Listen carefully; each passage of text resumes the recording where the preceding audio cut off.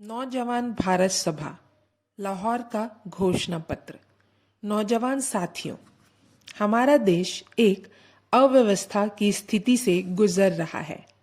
चारों तरफ एक दूसरे के प्रति अविश्वास और हताशा का साम्राज्य है।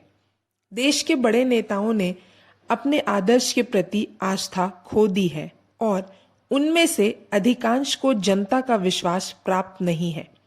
भारत की आजादी के पैरोकारा के पास कोई कार्यक्रम नहीं है और उनमें उत्साह का अभाव है।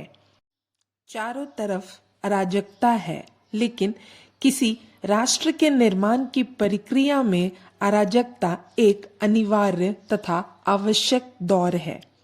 ऐसी ही नाजुक घड़ियों में कार्यकर्ताओं की ईमानदारी की परख होती है, उनके चरित्र का निर्माण होता है, वास्तविक कार्यक्रम बनता है और तब नए उत्साह, नई आशाओं, नए विश्वास और नए जोशो खरोश के साथ काम आरंभ होता है। इसलिए इसमें मन छोटा करने की कोई बात नहीं है। हम अपने आप को एक नए युग के द्वार पर खड़ा पाकर बड़े भाग्यशाली हैं। अंग्रेज नौकरशाही के बड़े पैमाने पर गुणगान करने वाले गीत अब सुनाई नहीं देते। अंग्रेजों को हमसे एक ऐतिहासिक प्रश्न है कि तुम तलवार से प्रशासित होगे या कलम से। अब ऐसा नहीं रहा कि उसका उत्तर ना दिया जाता हो। लॉर्ड बर्केनहेड के शब्दों में हमने भारत को तलवार के सहारे जीता और तलवार के बल से ही हम उसे अपने हाथ में रखेंगे। इस खरेपन ने अब सब कुछ साफ कर दिया है। जालियांवाला और मानावाला के अत्याचारों को याद करने के बाद उद्धत करना है कि अच्छी सरकार स्वशासन का स्थान नहीं ले सकती, बेहूदगी ही कही जाएगी। यह बात तो स्वतः स्पष्ट है। भारत में अंग्रेजी हुकूमत की दी हुई सुख संपदाओं के बारे में भी दो शब्द सुन लीजिए। भारत के उद्योग धंधों के पतन और विनाश के बारे में बतौर गवाही क्या रामचंद्र दत्त, विलियम डिग्बी और दादा भाई नारोजी के सारे ग्रंथों को उद्धृत करने की आवश्यकता होगी?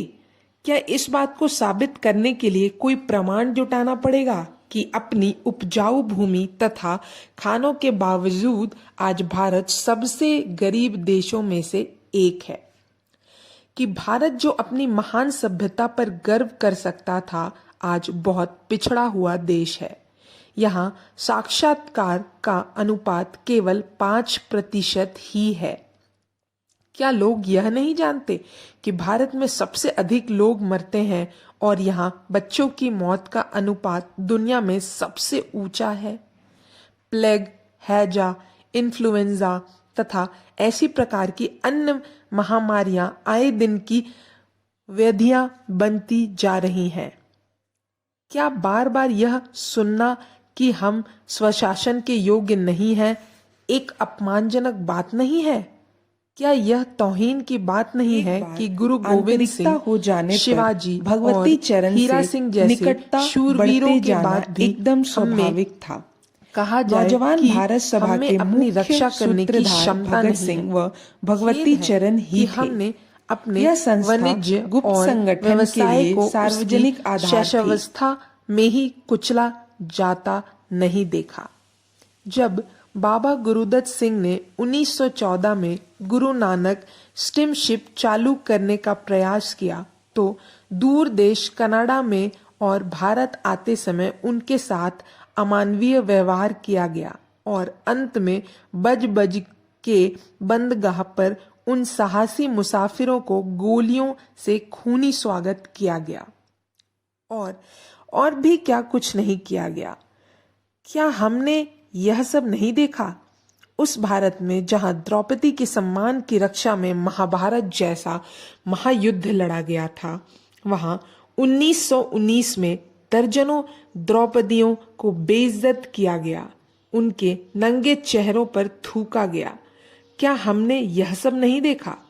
फिर भी हम मौजूदा व्यवस्था में संतुष्ट हैं। क्या यह जीने योग्य जिंदगी है? क्या हमें यह महसूस कराने के लिए कि हम गुलाम हैं और हमें आजाद होना चाहिए किसी दैवी ज्ञान या आकाशवाणी की आवश्यकता है? क्या हम अवसर की प्रतीक्षा करेंगे या किसी अज्ञात की प्रतीक्षा करेंगे जो हमें महसूस कराए कि हम दलित लोग हैं? क्या हम इंतजार में बैठे रहेंगे कि कोई देवी सहायता आ जाए या फिर कोई जादू हो जाए कि हम आजाद हो जाएं? क्या हम आजादी के बुनियादी सिद्धांतों से अनभिज्ञ हैं? जिन्हें आजाद होना है उन्हें स्वयं चोट करनी पड़ेगी। नौजवाने जागो, उठो, हम काफी देर सो चुके। हमने केवल नौजवानों से ही अपील की है क्योंकि नौजवान बहादुर होते हैं, उदार एवं भावुक होते हैं, क्योंकि नौजवान भीषण अमानवीय यंत्रणाओं को मुस्कुराते हुए बर्दाश्त कर लेते हैं और बगैर किसी प्रकार की हिचकिचाहट के मौत को सामना करते हैं, क्योंकि मानव प्रगति का संपूर्ण इतिहास नौजवान आदमियों तथा औरतों के खून से लिखा है, क्योंकि सुधार हमेशा नौजवानों की शक्ति, साहस, आत्म बलिदान और भावात्मक विश्वास के बल पर ही प्राप्त हुए हैं।